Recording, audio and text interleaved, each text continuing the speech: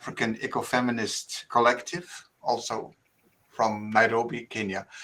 And then we have Laurence Defrise, who is an agriculture and climate expert of the Belgian Development Agency, INABEL, and has also some experience on the ground in Africa. Okay, so everybody who's not in Ghent, greetings from a cold and rainy and dark city. That's what you have missed because of COVID. But we'll try to bring some of the many points that have been touched upon, some of them a little bit together in this final panel discussion, trying in a more general way to talk about the situation of climate change in Africa and what to do about it.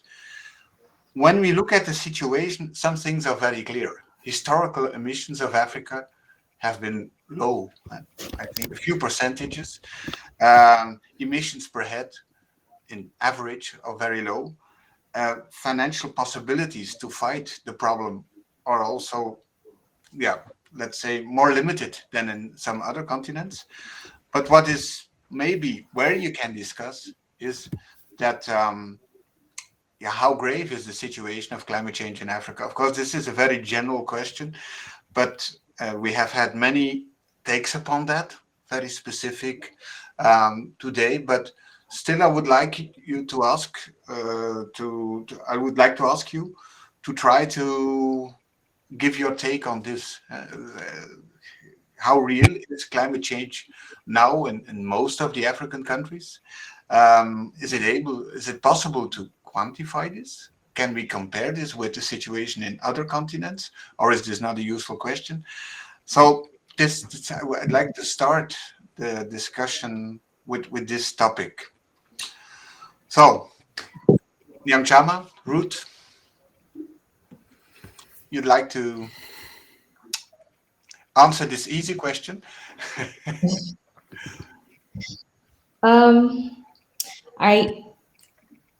I'm happy to start, hoping to not hog space since I'd already spoken earlier.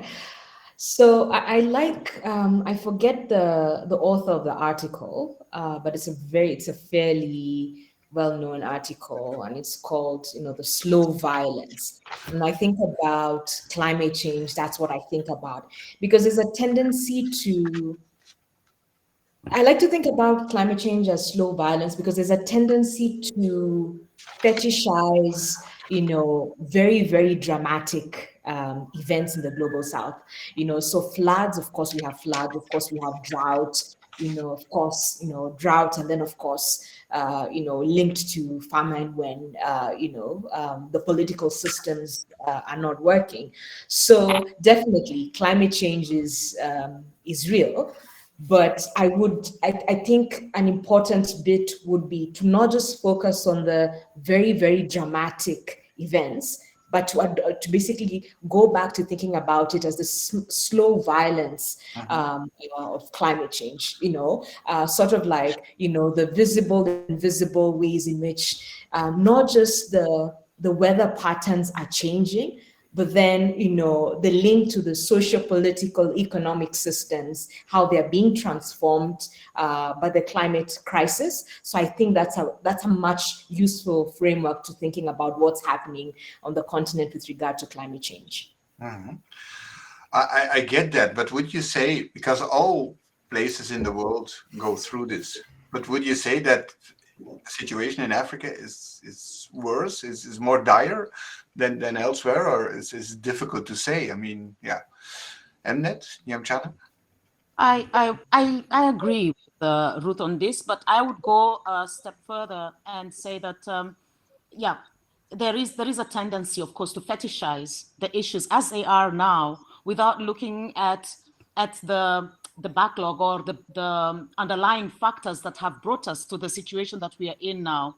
We cannot overlook the fact that a lot of the problems, climatic problems in which the African continent finds itself now, are partially to be blamed on factors such as the extraction of human resources, the extraction of labor, of even intellectual property from Africa, the constant kind of like interference of the global the global north in the governance and the governance of the many countries in the global south. And these are factors that are often not discussed, because precisely the people who are having the authoritative voice to speak about climate often find themselves again in the global north. And most of our experts from the global south are often responding to certain, like this fetishized kind of image of what Africa is now. And this is something which I feel needs to be looked into as well. So you're saying on top of historical emissions and emissions per head, this legacy, this social and political legacy of colonialism, which has changed Africa and maybe explains why it is more difficult for Africa to react to this problem now. Is it that what you want to say? Well, there's a tendency to always talk about the colonial legacy as if it is in the past, whereas it is still continuing. Yes. We are having extraction. We're still having, the West interfering with the governance in the global South. We're still having policies that create a very, very that compel the African African continent to take decisions that have certain impacts that are, have got a certain negative impact in climate. But these are factors that are not taken into account in this dialogue, and I think it is interesting we take these factors into account as well. And you say that this reality makes that for African countries, they still don't have the autonomy, independence of policy making that would be required. That is what you're saying. I'm saying, but that speaks for itself. Do they? Do they have a voice of authority? Do they have a veto when it comes to international, when it comes to, for example, the G4, when they were talking about climate, do they have a veto? Not really. So even when they have certain indigenous, indigenous strategies, like the ones that were so eloquently articulated by Ruth, these don't receive the same attention, or they don't receive the attention that they deserve. So they can be also tabled and put in as part of the policy that is required to address the climatic issues. Mm-hmm. Okay, and Ned, I still want to go back to my original question also. Is it for you possible to say something of how you think about the situation of climate change in Africa? Yes, it's true. I agree with both previous speakers that climate change is true and have devastating impacts in Africa, and particularly that because Africa is mainly of reliant on farming practices, and which mostly is based on rain-fed agriculture, and that has to do with the rainfall, with the temperature, and which is the climate itself. What's more devastating is okay, I am a climatologist, but I will not take you to the scientific, to the technicalities, because it will be more complex, and I will mainly look into mention the layman examples. So what is more devastating is not only the climate change, but we also have the concept of variability, very small change at once. For instance, if we have an extreme precipitation which will be followed by flooding, and that is going to wash out a whole city, or maybe sometimes, if you remember, for instance, what happened recently in Mozambique and in the neighboring areas there, it happens to be very devastating when it comes to Africa. And so a small change in rainfall or temperature would affect the African population very largely, mainly also because of their susceptibility to their vulnerability to withstand it, because in Africa we also don't have the the infrastructure, the technology, and the technical capabilities to withstand it, to withstand a small change in climate. That technically diminishes everything that exists there, and restoring a community that has been once affected would take some time there. And well, that is from the variability point of view. But if we are to talk about the climate change, which mostly happens over a long period of time, how we notice this is, for instance, we have the concept of crop migration. So crops mostly have their suitability point of view. For a single crop to exist in a certain area, it has its own requirements in terms of rainfall, temperature, and all that. But when the climate changes, we have noticed crops, for instance, wheat, sorghum, and all that,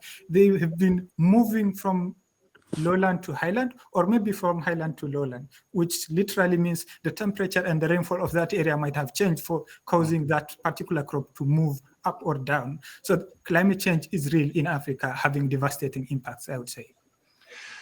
And Laurence, how do you look at this? Yes, maybe in a nutshell, to try to answer your question, I think that we do have evidence and tools that confirms that climate change is happening. So there is no, it's happening.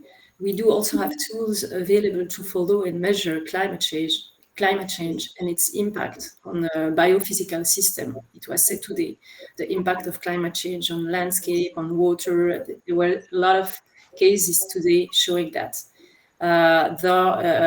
It could be improved at local scale. For example, there's a lack of coverage of meteo station in some region.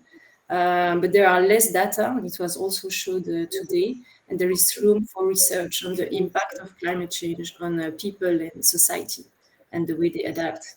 And I totally join the three other speakers, especially Ruth this afternoon, who proposed to unpack the concept of climate change. What do we mean by climate change? Looking at the way people have access to resources, access to land, commodification of goods, and I think that's the way. It's a way forward. We have to look behind the tools to measure and to try to understand what we put in those words, and it will help us also to understand how to tackle this issue. And then something else also is to consider the fact that, of course, climate change. There are several global challenges interlinked with climate change. It was also mentioned today, growing inequalities, unemployment, a lot of poverty, and we have to look at this in a systemic way. And I think it's also something we have to keep in mind. Thank you.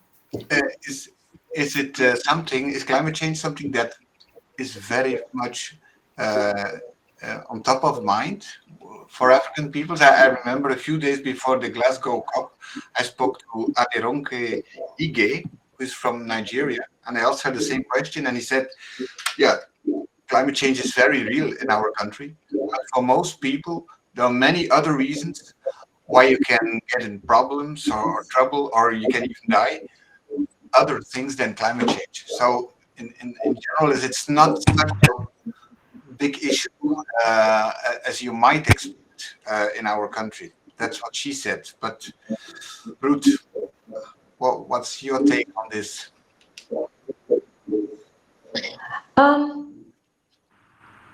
Well, again, this goes back to what I was saying earlier in the presentation that I made earlier, and it speaks to the usefulness of thinking about the slow violence of climate change, and also moving beyond, looking at it as episodic, but rather looking at it, a long and broken chain also. So the reality is this: I'll be very hesitant to say that climate change is not an issue. Everybody knows there's something happening with the climate. I'll just give an example. I'm in Nairobi. Last week on Monday, actually just the whole of last week, around pastoralists in Kenya lost about 1,000 heads of livestock. One incident alone, 500 goats were swept away by a flood. So it's supposed to be the short rainy season, but the rains, one, delayed and this is the most important planting season, which people start planting, farmers start planting end of August, beginning of September. The rains are supposed to come between September and October and a little bit of November, but the rains barely came in September and October. Instead now, the end of November, December, it's literally raining every single night. It's flooding all over the country. On Saturday, 33 people unfortunately lost their lives when a bus, drove through a bridge, which is also another, something can be said about, state neglect in terms of infrastructure. But this is to say that everybody, everywhere you go, everyone's like, this is not the time it's supposed to be raining, So in terms of like a very basic understanding of the weather changing, of course, everybody, it is there, the very basic understanding, and especially for farmers and especially for pastoralists, not just like a very basic understanding, the very concrete understanding, of course, based out of, indigenous knowledge about the land, around the weather, around animals. So that knowledge is there. They don't need a scientist from, whether it's, I don't know, whatever, Harvard, to come and tell them that something has changed. That's true.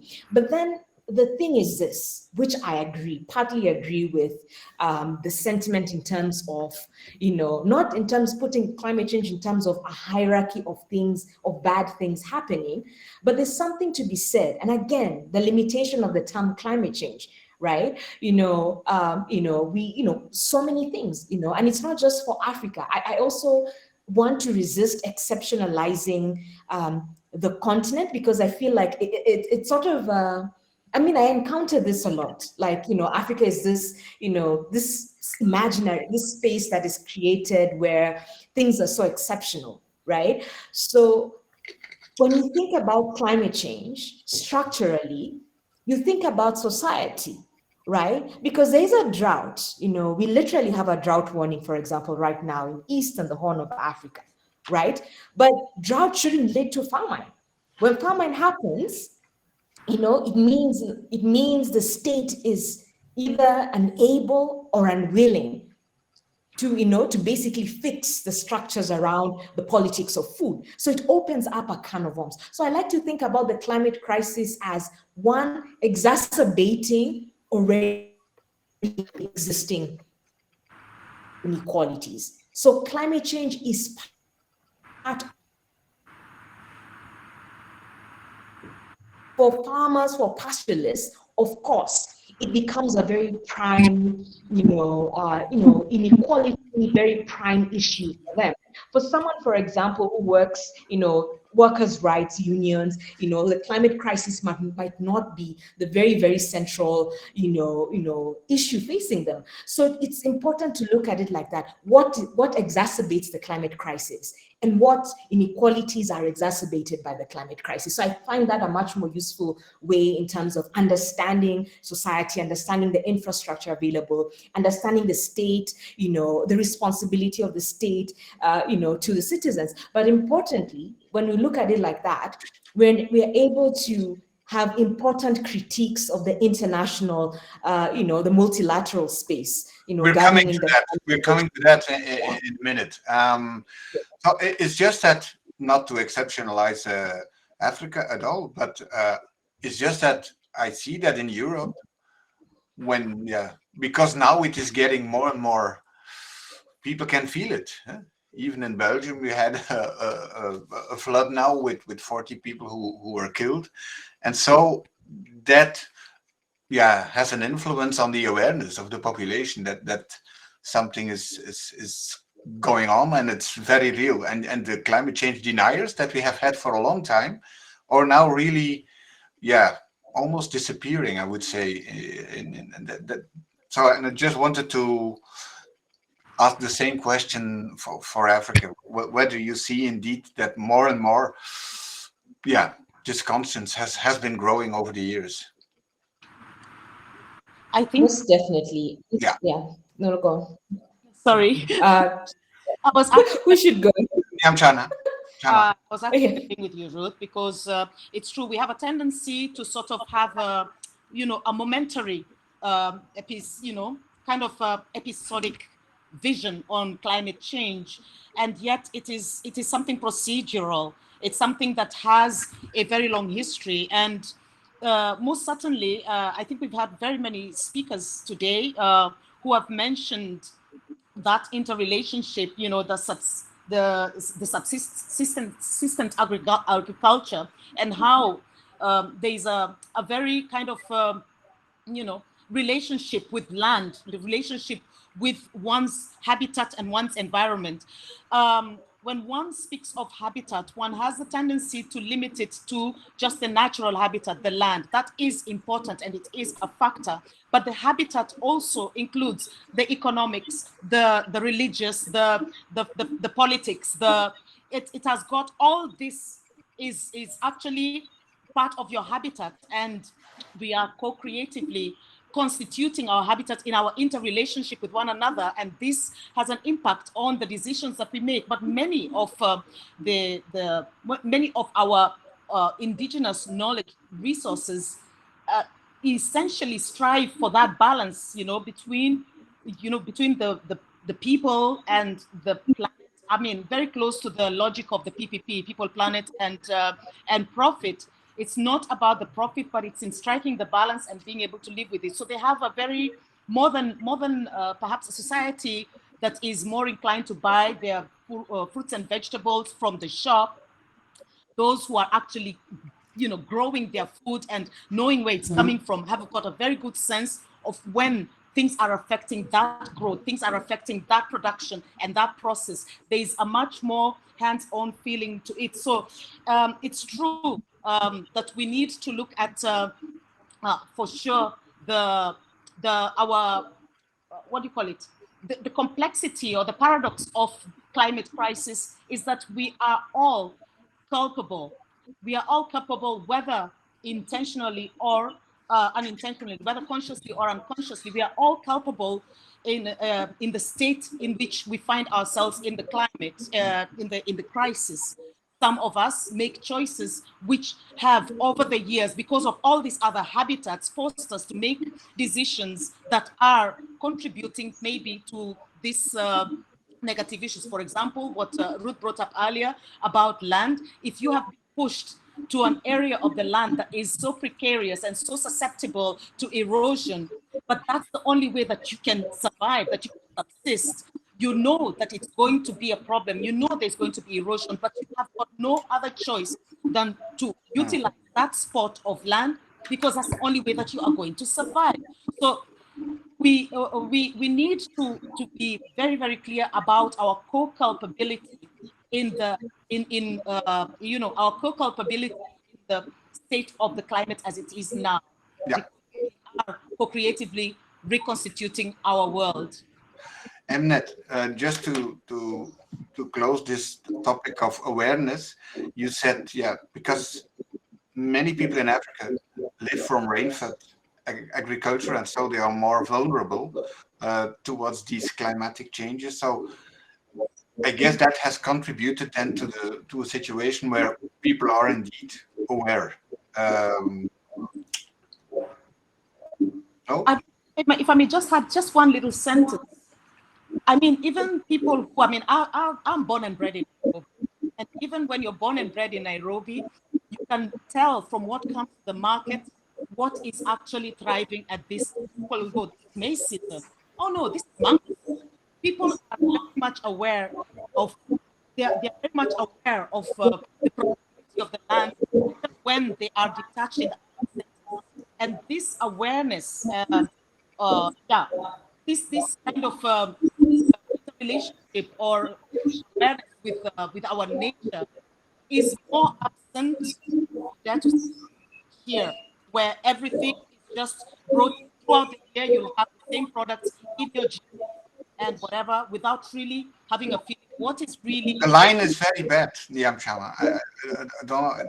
For me, it's difficult. I don't know whether I'm the only one who has this, but it's difficult for me to, yeah. So Mnet, just briefly, I want to ask you the question of awareness from your point of view. Sorry. Can you repeat the question for me? Sorry. Well, the question that I posed to the others too was of course, you have physical realities of climate change, but then you have the awareness of a population. How has this evolved according to your experience over the years? And of course, awareness is important if you want to push politics in a certain direction. Yeah. So. Yes, I'm still seconding the previous speakers. Agreeing with them. So, like I tried to mention earlier, what makes it more important is the susceptibility of the population to any change that comes, and it is easily vulnerable to any change, and it's easily affected. And after the impacts, again, the other most important thing is it is not easy to repair, to rebuild what has been destroyed, what has been damaged by any of this. The change that what this change may cause. For instance, if we say, for instance, flooding, if a city has been washed out, then rebuilding it it's a big deal in Africa. And again, like we said, agriculture is among the most susceptible sectors we have, and a small change.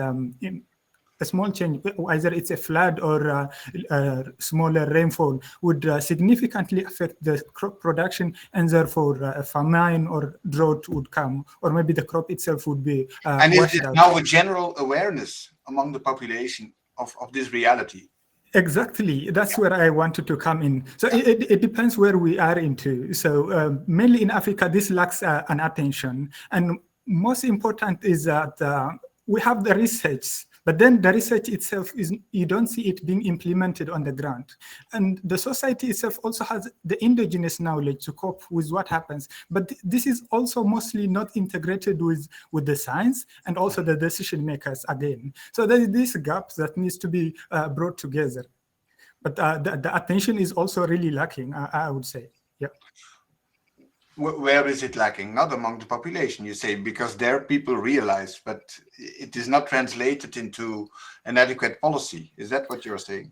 Exactly. So we have the indigenous knowledge where the population would have their knowledge to bounce back, to resist, to cope with the impacts. And again, we have research also coming from the academic community to possibly looking into the solutions they would think.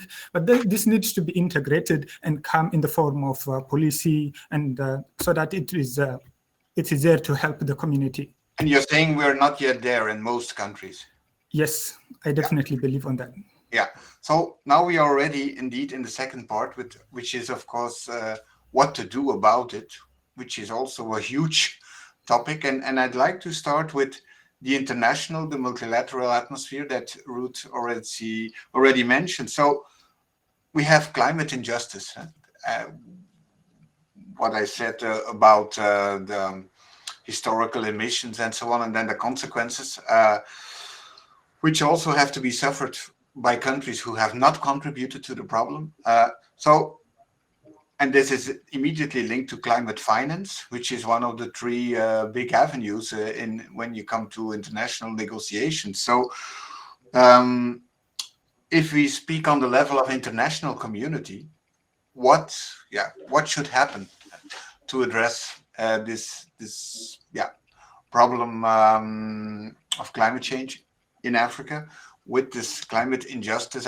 This afternoon I heard a speaker who said, well, we have to look to the historical emissions, and then the percentage of this has to be translated.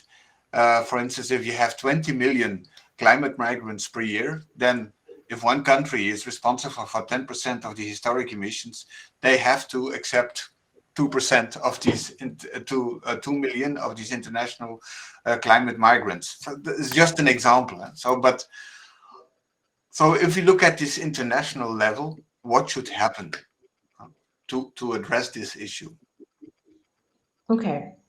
So, I mean, I will talk about Africa, but really, it's really talking about the global South, So we COP26 just finished. The UNFCCC is very important. in terms of the, I mean, it's the most important space for multilateral conversations and discussions and negotiations about the climate crisis. Historical responsibility is one of the core, of the convention itself. In fact, without common but differentiated responsibility, really the whole convention falls apart. It is literally the spirit and the heart of that convention. So I have to give a bit of history before I answer the question, because— But how do you translate that, common but differential? Yes, so common but differentiated responsibilities in very layman's language is basically, at the core of it, is that there's an agreement that the North, the global North, bears the most responsibility with regard to emissions, historical emissions through time. And because they bear the biggest responsibility, and the global South as a whole, not just as an individual country or an individual geographical space, the global South as a whole bears the least responsibility with regard to the emissions, but not just the least responsibility to it.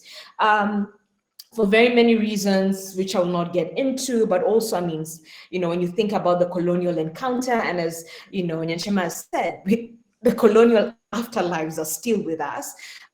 Also, facing the worst effects of the climate crisis. So that is the core, the agreement that those who bear the greatest responsibility of the emissions have much more to put in terms of, rectifying, and how should they do that? By giving money, or I mean, how do you translate this? It's very, very many things. But I want to desist from answering that question directly, because again, it needs a particular history of where the negotiations are. I can't answer it without giving a history of the negotiations. So after 26 years of negotiations. Oh. Yeah. That's digital panels. Huh?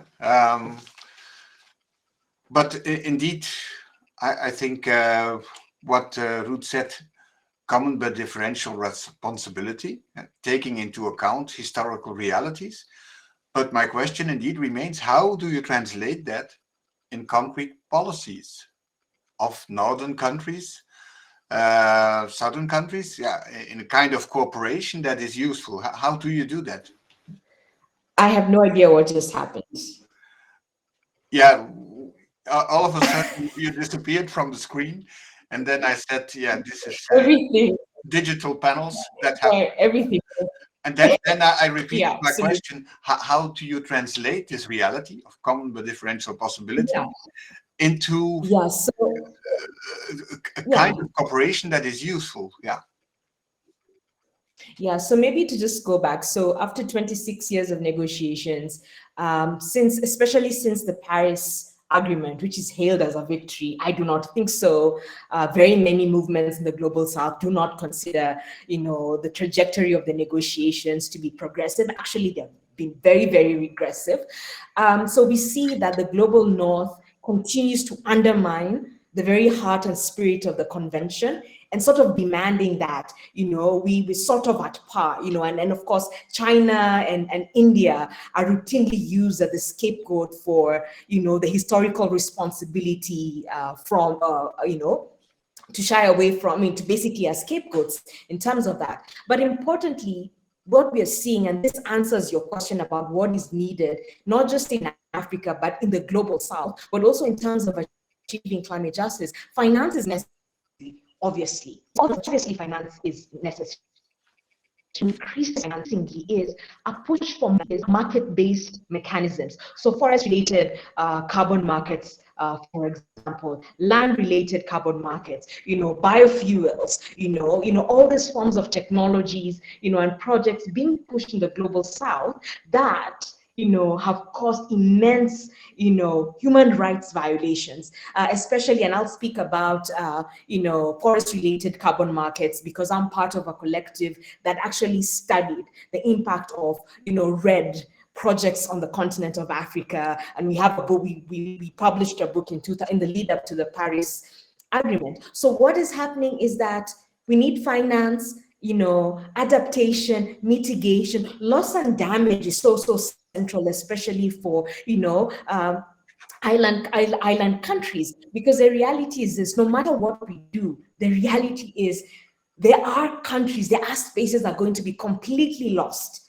whether it's flooding or whatever it is, to the climate crisis.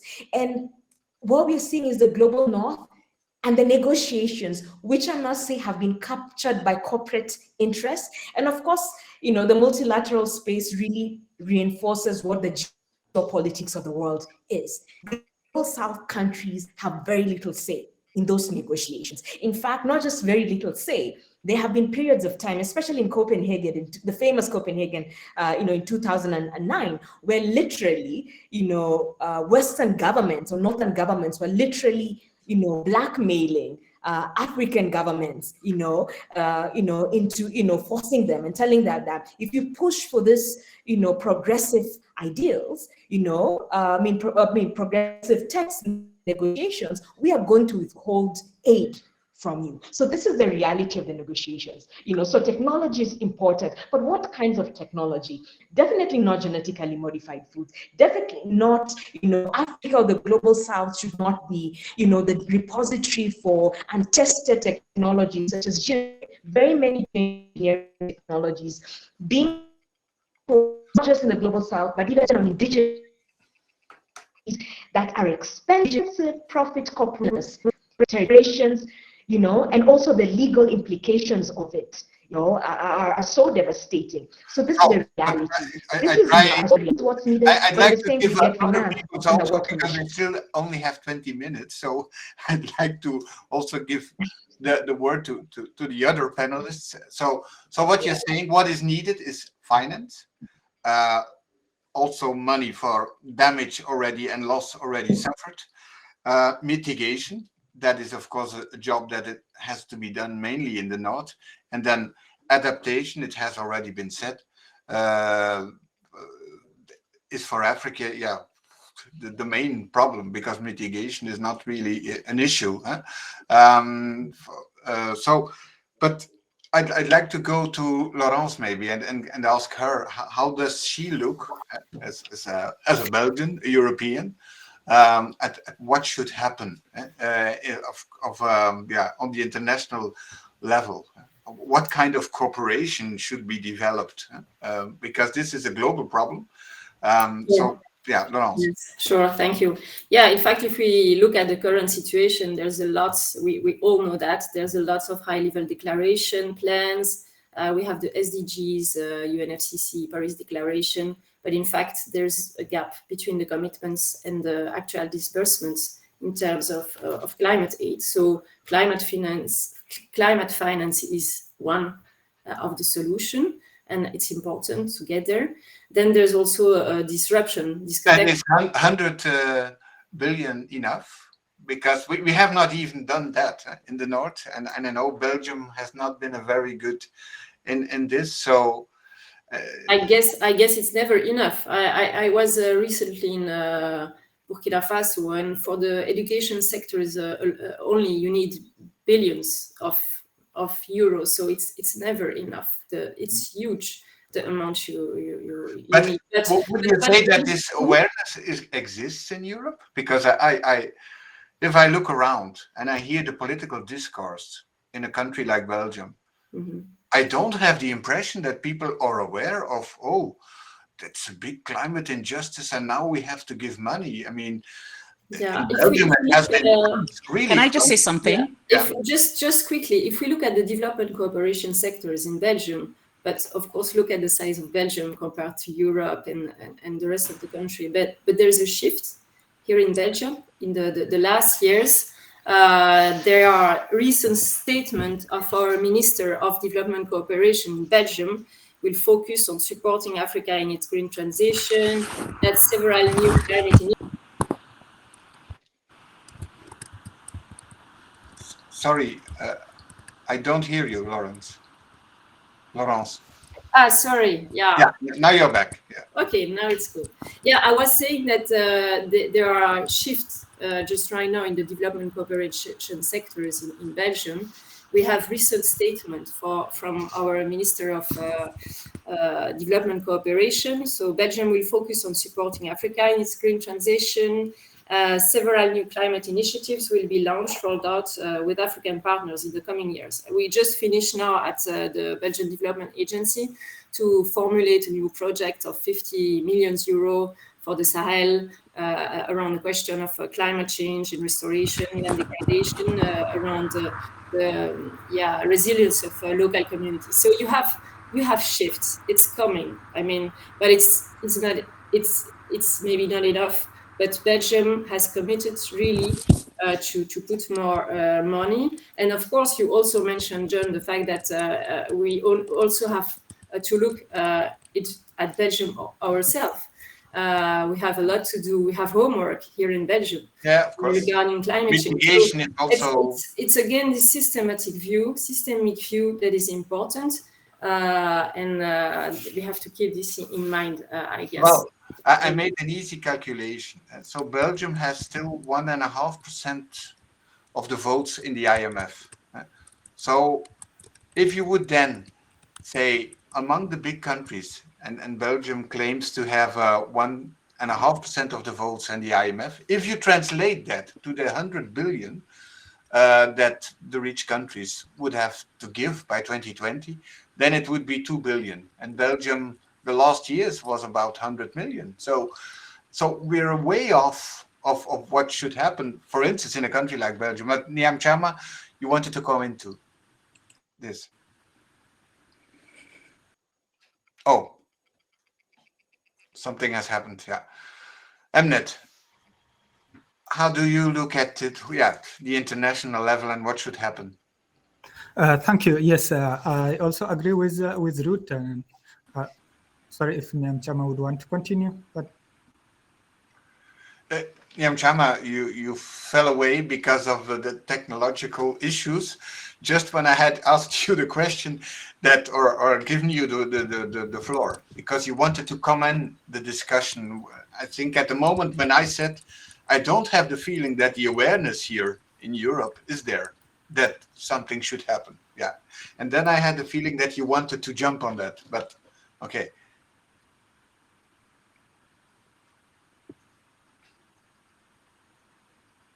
Can you hear me if I talk? Yes, we hear you. I can't hear you at all. Oh. You're all silent. You don't hear anything. It's okay. Yeah. Yeah. I'll get off, I think. Yeah. These are the realities of digital discussions between continents. So maybe waiting that Nyambura hears us. Mnet, you hear me? Yeah, but put on your mic. Well, perhaps you can type the question. Yeah, I will type the question, but in the meantime, Mnet can already answer it because he hears me. All right? Yeah. Good. Yes. Okay. Yes. I agree with the points that has been mentioned, and a lot more has been already said throughout the day by other presenters throughout the day already. And so, the most important thing happening with the climate negotiations and everything is mostly the climate financing, which mostly has to do with the mitigation efforts, the climate mitigation efforts. But to me, I'll not go in detail. But to me, what I see beyond that is we need to look into something that makes it sustainably. For how long would we continue to in mitigation? Can we?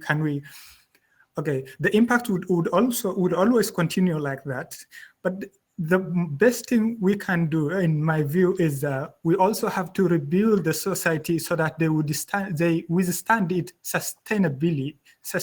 For instance, the most susceptible sectors are the health and the agriculture, for instance. Of course, many others also. But let's first look into the agriculture. It will always be affected. We will be financing it always, but if we have to make these efforts sustainable, we have to build it sustainably. We need the infrastructure, the knowledge, the policy, so that the community, the local community, the farmers themselves, and the local government and all that would manage it on their own.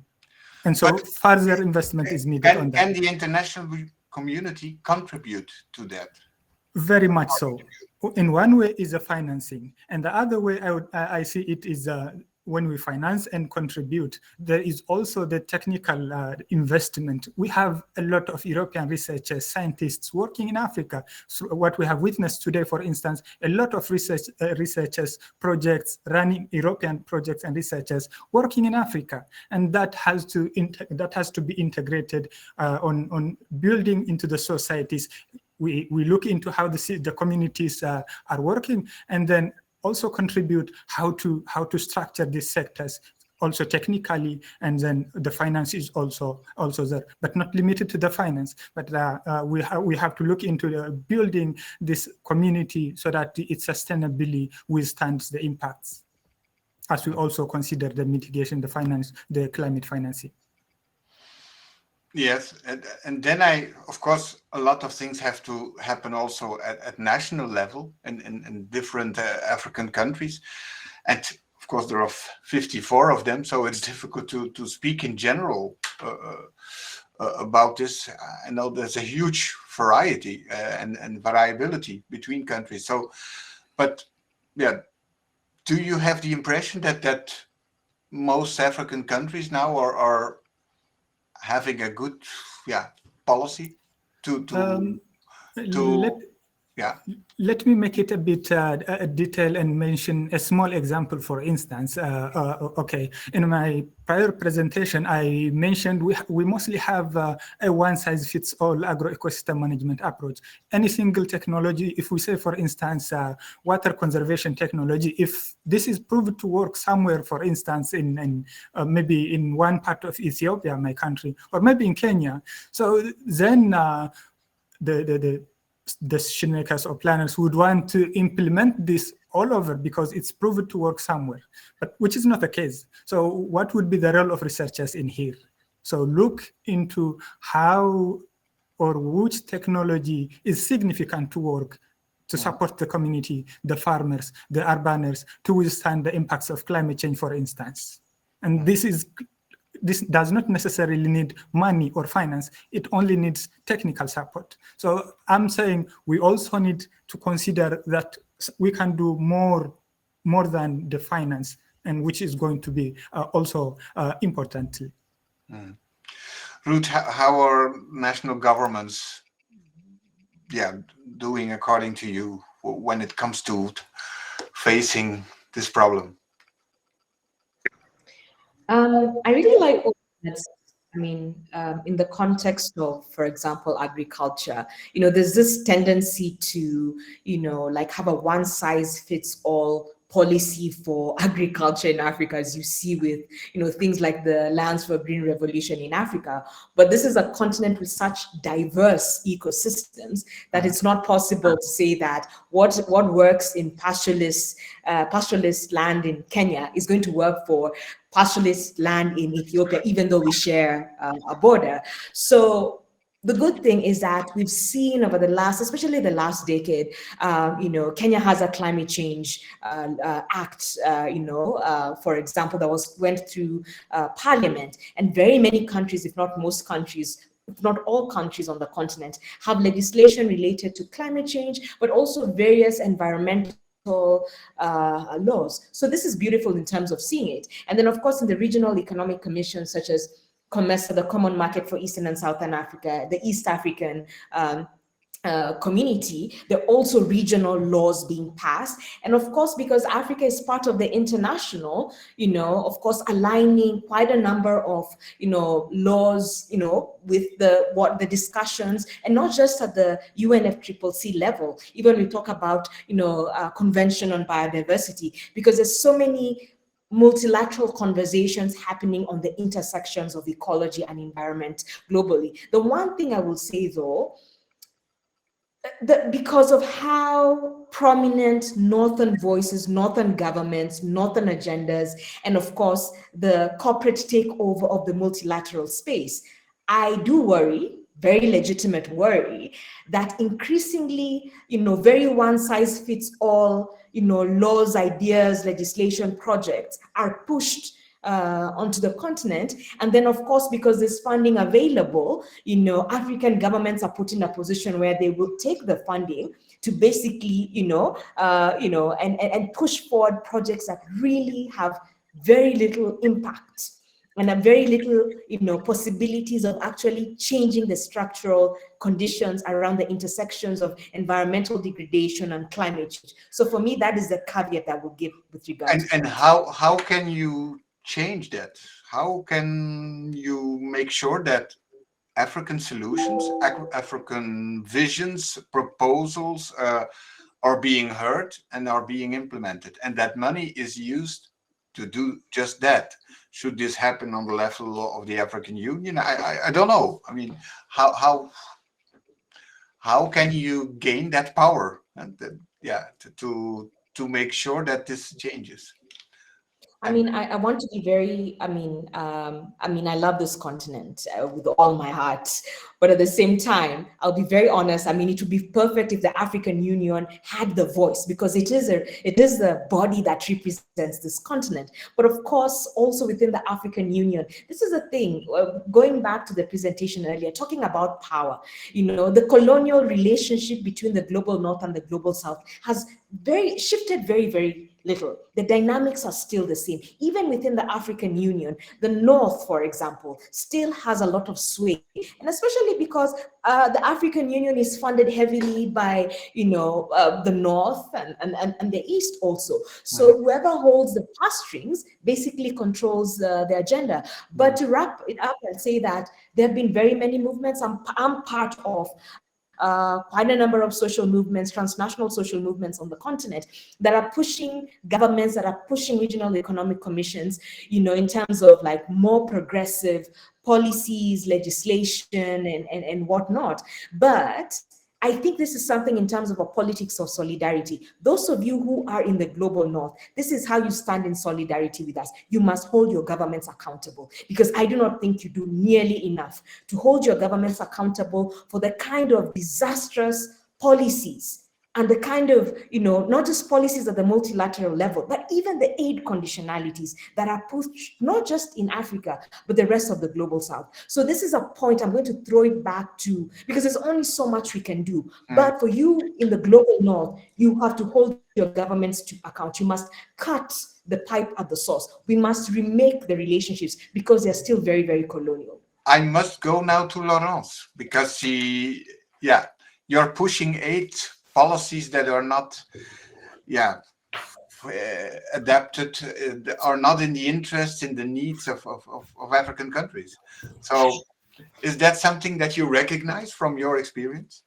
I think we can see shifts in the last years regarding this question. There's an open debate regarding the question of decolonizing cooperation, development cooperation, and there's a need to bring this forward and to have space of dialogue where we can discuss, such as this one. I think it's really important, of course, the fact of having activists in Africa, but also here in Europe, that are asking those questions and that are putting this on the table is really important. And we have to improve, of course. It's a long process. It's really a long process. And shifts are visible, really. I can see within my organization, if I talk really concretely, is the kind of discussion we have at the coffee, when we take a coffee together, we have those discussions. So we try also to think of solution. How can we change from within organization also, and of course with it's a collaboration. I mean, it's a global movement, but I'm sure, and it's also something I take from today. We need to go together. I mean, the challenge is so big that we need to go together, but in a constructive way, and we need nice space of dialogue, and this is lacking now with this pandemic. Also, it's only online, and so it's good to have this online, but it's really important to go further. So can you hear us now again? I can hear you. Okay. Thank you. So if you want to come in and on this point, you're welcome. So yes, it's about the kind of cooperation that we can have between the North and the South. Yeah, absolutely. I hear you when you talk about the conversations that are going on here in Belgium, and indeed a lot of development corporations have engaged themselves in the decolonial process, especially working on their terminologies, and I know large organizations like 11, 11, and so on have really been working hard on looking in, because the terminology frames a context, and also really getting into the nitty-gritty of inserting a decolonial process in the way they function and the way they work. But the thing is, these organizations, and rightfully so, are anxious because the funders are not doing the same, are not undergoing the same process, and they are anxious that they may lose their funding if they do not have the same terminologies that will appeal to the funders and enable them to get certain funding. Certain criteria that have been set are very, very colonial, that have been set. Now, what I wanted to say is that there is a tendency, even right now, where we're talking about international solidarity, a very good, but I think it's still, we are parking it. We are parking it because what is international when one side of the world, that is the global North, decides what a nation is? So they're the ones who will determine what the relationship that will be accepted as international is. What is solidarity? You mentioned earlier, John, that Belgium had flooding. And indeed, we did have flooding. Now, if there was a little village in Kenya that has the expertise on flooding and that is ready to create a team of experts to come in solidarity at Liège and help them, would they be able to come here? Would they even be able to be seen as experts? Would they be able to be mobile enough to be solidary, so to show their solidarity with Liège? No, solidarity is again one way. So we cannot really talk about solidarity either. Now, when it comes to the costs, very many times people tend to think about costs in terms of, in terms of the monetary value, and they forget, for example, the vacuum that has been created in the case of Africa from the many, many years of being excluded from developing and taking advantage of the benefits of the climate that has actually been brought the global North to where it is now. That vacuum,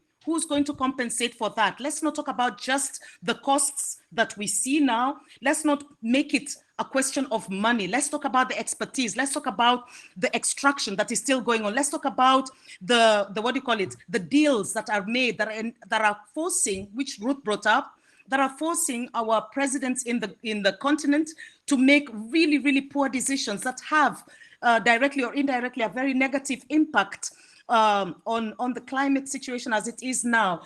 I believe that we need to undergo a process of learning, but learning the facts, learning our shared culpability. We have been touched by the same knife, and one side, which is the global South, has been stabbed maybe 5 million times, and the global North maybe has been stabbed 5 times, but we are facing the same problem when it comes to resolving it. And the global South, which has been stabbed 5 times, has benefited 1 trillion times.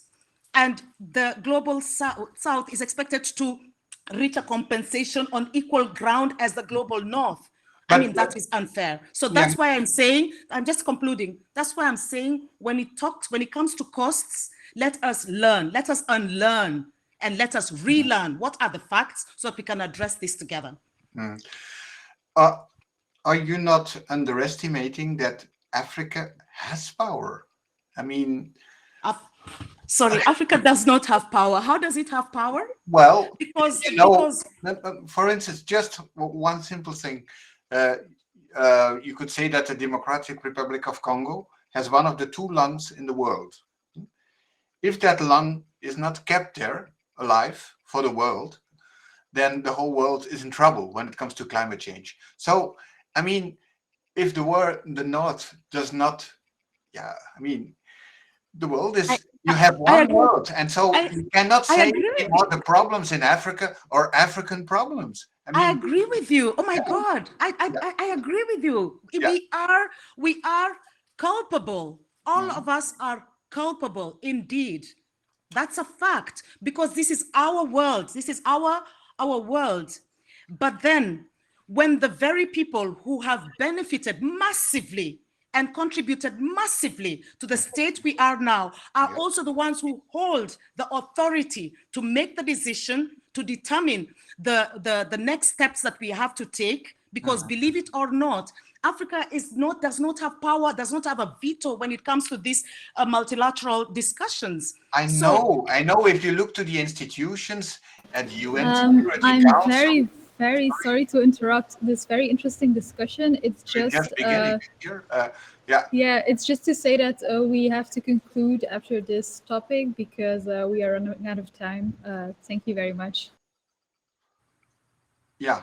Okay. But I just wanted to say, of course, in these institutions, Security Council, IMF, the formal power is not there. But I just wonder. I mean, European leaders, they should realize if this forest in Congo is gone, then the whole world will suffer. So they have to take account of this. That's a power. And Europe, you have right-wing parties and people are trembling for migration in Europe, although we don't have so much migration. So that's also a political weapon that can be used. I mean, and I think if the EU and Africa are talking, leaders are already doing this, no? I think what Ruth said earlier is very, very important. We need to turn our attention here, because it is here that we need to cut, because Africa is very much aware of its wealth. Africa has always been aware of its wealth. The world is looking into Africa, not only for solutions, but also for the next step forward. If Africa cut itself off from the world, Africa would survive, but the rest of the world, I don't think so. So yes, Africa does hold certain aces, but these aces are nothing if the carrot and the stick are all located in the global north. Okay. I think we indeed have to finish here this interesting, complex, many-sided discussion. It's 6 o'clock. I don't know, I look to the organizers, if there's still possibility for people to ask some questions, to make an intervention, or we really have to wrap up now at 6 o'clock. Yeah, I'm afraid there is not, because we have to close down. Also for all the massive, there is an entire army of people here. You can't see it, but they're all there supporting this virtual world. And they also had a really, really long day and a long week, actually, and weeks preparing this.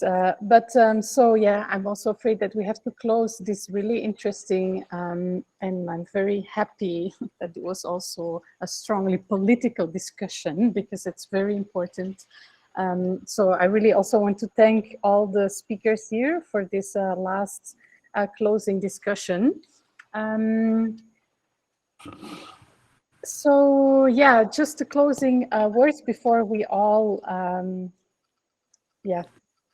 go back to the real world and go out of this virtual world. So I just also really want to thank broadly everyone who was here. I also was very happy that we finally could have this symposium. We have been looking forward a long time to it in this very difficult time. So we're very happy that it could take place, although in a different format that we had hoped for. I learned a lot on all kinds of crops. I never heard of macadamia or schistosomiasis. It was the first time there was this fascinating flux tower in the DRC. Very interesting stories. Also very interesting and very empowering, emotional, mobilizing discourses in our keynotes, which I'm very grateful for. And of course, it was also quite fresh to chit-chat with each other over the borders of Abidjan, Yaoundé, Dar es Salaam, without visas and roadblocks to have a coffee. It's also, I think, good that somehow we ended up in this mysterious virtual world, because I have to say, indeed, as John was saying, that here in Ghent, if you would have been here, I mean, this is the most miserable, dark, and rainy day that we had over the past weeks. So I also preferred this more adventurous virtual word for today. I give the floor to Luce. Thank you, Karen. Of course, also on my behalf, I would like to thank everyone. We have now reached the end of the conference. I hope you all had an enriching day, that you have valuable takeaways from today. I would especially like to thank the chairs, but also the poster and paper presenters, and of course the keynote speakers. Thank you so much for all the efforts. There are also some other people I would like to thank. Helene Verheiden, who has made the book of abstracts. That's also a bit time consuming, of course. The whole team of Moustache here, who has taken care of the whole production behind the scenes, and especially Zora for all the technical support. You have seen her many times, I think. And above all, of course, I want to thank Annelies Verdolage, the coordinator of the Ghent Africa platform, for her energy and her devotion. This conference would not have happened without her, not physically, but also not virtually. She's really the driving force behind the Ghent Africa platform. We will make sure she receives a nice bouquet of flowers, but also enough rest in the coming days. And I also hope that that we will see you back next year. We have the GAPSYM14, the 15th GAP Symposium. It will be in Brussels because we are working together with the Brussels University, and it will be organized with the Afro-European Network, and so we will have the Afro-European Network Conference entitled Intersectional Challenges in Afro-European Communities. And it would be really nice to welcome you there again next year. So have a nice continuation of your day, have a nice weekend, and thank you for being here, for participating in this conference on behalf of the whole Ghent Africa platform. Thank you. Bye-bye. Bye. Thank you. Thank you.